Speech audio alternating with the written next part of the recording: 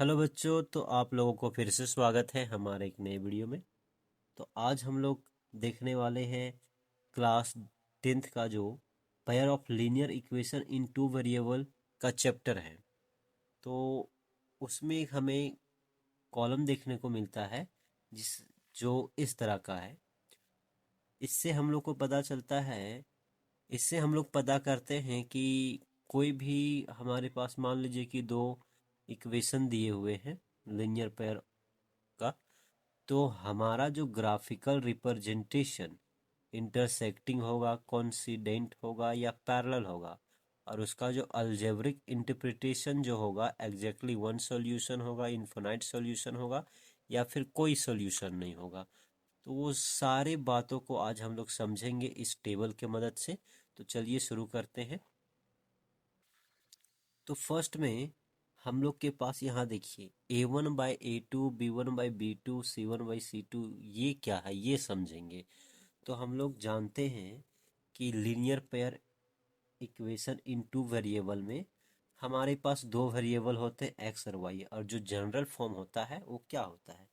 तो हमारे पास जो जनरल फॉर्म होते हैं उसको लिखते हैं।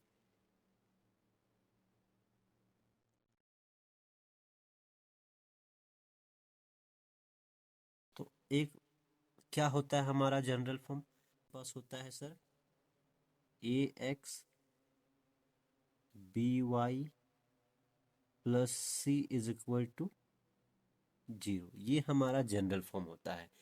लेकिन जब हम लोग ग्राफिकल रिप्रेजेंटेशन करते हैं, तो ये ग्राफिकल रिप्रेजेंटेशन या फिर अलजेब्रिक इंटरप्रिटेशन आखिरकार हम लोग का इंटरसेक्टिंग लाइन कैसे आएगा, कॉन्सिडेंट लाइन कैसे आएगा।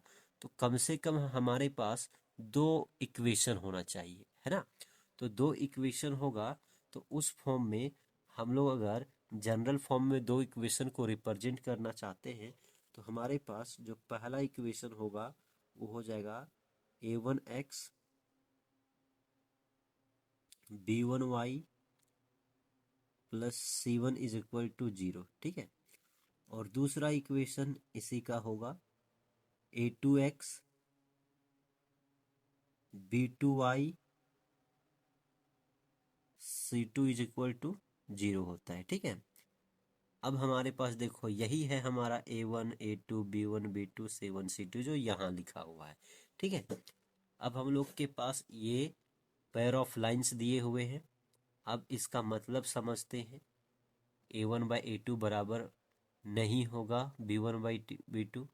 तो इसका मतलब हम लोग समझते हैं A1/A2 is not equal to B1/B2। सबसे पहले हम लोग समझते हैं। तो अगर हमारे पास दो इक्वेशन है, उसके बेसिस पर अगर ये दोनों इक्वेशन को इसके बेसिस पर अरेंज करें, तो हमारे पास देखो पहला केस 1 के लिए, केस 1 अगर इसको हम मानते हैं, तो उसके हिसाब से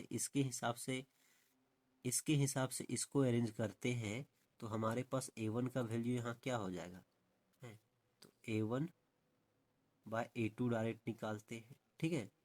अब हमारे पास देखो ध्यान से आप लोग देखो A1 ये A2 ये, ठीक है। तो A1 का मल्टीपल कॉफिशिएंट x का A1 होता है, तो कुछ नहीं है तो हमारे पास 1 है। और A2 का कितना है, A2 का आप यहाँ देखो 3 है, ठीक है। अब हम लोग निकालते हैं B1/B2। तो B1/B2 तो ये हमारा B1 और ये B2, तो B1 का वैल्यू यहाँ -2 है, और B2 का वैल्यू क्या है 4 है। तो ये दोनों कट के कितने आ गए 1/2 आ गया। अब हम लोग यहाँ देख लिए, क्या देख लिए कि A1/A2 1/3 आया, B1/B2 1/2 आया, तो बराबर तो नहीं आया। तो लिखेंगे यहाँ हम लोग A1/A2 is not equal to B1/B2। यही देखो, तो अब समझ में आया आपको कि कैसे ये काम करता है। तो जब हमारे पास ये चीज़ आए, तो हमारे पास देखो ये कंडीशन अगर हमारा कोई इक्वेशन फॉलो करता है, तो हमारा उसका जो ग्राफिकल रिप्रेजेंटेशन क्या होगा। तो ग्राफिकल रिप्रेजेंटेशन हमारा शॉर्ट फॉर्म लिखते हैं GR रिप्रेजेंटेशन RE क्या हमारा होगा, इंटरसेक्टिंग लाइन होगा, इंटरसेक्टिंग लाइन होगा। और हमारा जो सॉल्यूशन है ना, एक तरह का सॉल्यूशन हम लोग समझ लेते हैं कि सॉल्यूशन एक्स वाई का वैल्यू क्या आएंगे, एक्स वाई का वैल्यू हमारे पास एग्जैक्टली वन सॉल्यूशन क्या होंगे, एग्जैक्टली वन सॉल्यूशन।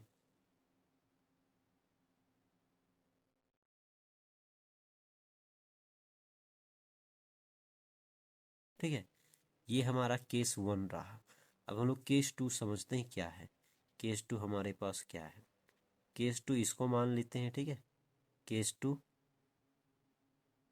ये A1/A2 is equal to B1/B2 is equal to C1/C2 है ना, ये हमारा केस टू है।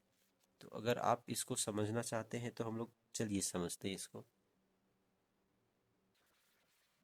ध्यान से देखो, ये हमारे पास इक्वेशन है, इस इक्वेशन को इसके बेसिस पर लिखेंगे। ठीक है, तो A1/A2 यहाँ क्या होगा, A1/A2, A1 का वैल्यू यहाँ 2 है और A2 का वैल्यू 4 है, कट के कितना आया, ये हमारा 1/2 आया। ठीक है, B1/B2, B1/B2, तो B1/B2 हमारे पास B1 कितना है 3 है और B2 6, तो ये भी कट के कितना आया 1/2 आया। चलिए C1/C2 देखते हैं, C1/C2, अब C1 का वैल्यू माइनस में 9 और C2 का वैल्यू माइनस में 18, ये भी कट के आया 1/2। अब देखो तो हमारा क्या आया, ये सारा वैल्यू बराबर आया कि नहीं आया, तो सारा वैल्यू जब बराबर आया तो ऐसा कोई इक्वेशन फॉलो करता है तो उसका हमारा जो ग्राफिकल रिप्रेजेंटेशन होगा, ग्राफिकल रिप्रेजेंटेशन हमारा होगा वो क्या होगा, कोइंसिडेंट लाइन होगा, कोइंसिडेंट लाइन।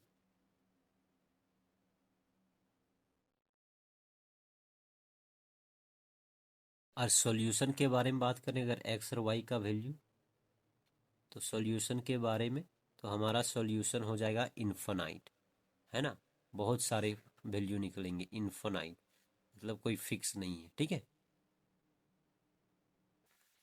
अब हम लोग देखते हैं केस थ्री। केस थ्री हमारे पास क्या है ना, केस थ्री। तो केस थ्री के बारे में बात करते हैं तो हमारे पास ये इक्वेशन दिया हुआ है। ठीक है, अब इस बेसिस पर लिखना स्टार्ट करते हैं, तो हमारे पास A1/A2, A1 का वैल्यू कितना हमारे पास कुछ नहीं है तो 1 है और A2 का वैल्यू क्या है 2 है। ठीक है, चलिए B1/B2 देखते हैं, तो B1/B2, अब यहाँ पर देखो B1 का वैल्यू कितना है 2 और B2 का वैल्यू क्या है 4, ये कट के 1/2 आया। चलिए अब C1/C2 देखते हैं, C1/C2 इज इक्वल टू -4/-12 है ना, ये कट के आएंगे 1/3। तो आप ध्यान से देखो यहाँ A1/A2 1/2 आया, B1/B2 1/2 आया, लेकिन हमारा C1/C2 1/3 आया। तो हमारा क्या हो गया कि हमारा जो कंडीशन हो गया, क्या किया कि हमारा कंडीशन दैट इज A1/A2 बराबर हुआ B1/B2 और बराबर नहीं हो गया, मतलब is not is equal to C1/C2। Okay, not is equal to C1/C2। Then हम लोगों ने क्या देखा कि ये कंडीशन अगर कोई इक्वेशन फॉलो करते हैं, दो इक्वेशन दिए हुए हैं, तो हमारा जो ग्राफिकल रिप्रेजेंटेशन आएगा, ग्राफिकल रिप्रेजेंटेशन वो हमारा पैरेलल लाइन आएगा। ठीक है, पैरेलल लाइन, और हमारा सॉल्यूशन दैट इज एक्स और वाई का वैल्यू फॉर एग्जांपल पे, या फिर इसको बोल सकते हैं अलजेब्रिक इंटरप्रिटेशन, ये जो हमारा आएगा नो सॉल्यूशन। जब लाइन पैरेलल होंगे एक दूसरे को पैरेलल तो कहीं इंटरसेक्ट नहीं करेंगे, जब कहीं इंटरसेक्ट नहीं करेंगे तो हमारा सॉल्यूशन जीरो होगा, नो सॉल्यूशन। ठीक है, तो यहाँ पे हमारा ये वीडियो होता है ख़त्म। हम लोग मिलते हैं नेक्स्ट वीडियो में। तो यहाँ पे होता है हमारा सॉल्यूशन ख़त्म। तो मुझे आशा है कि आप लोगों को ये अच्छी तरह से समझ में आ गया होगा। अगर नहीं समझ में आया है तो आप इसको 2-4 बार रिपीट करके देखो, आपको अच्छी तरह से समझ में आ जाएगा।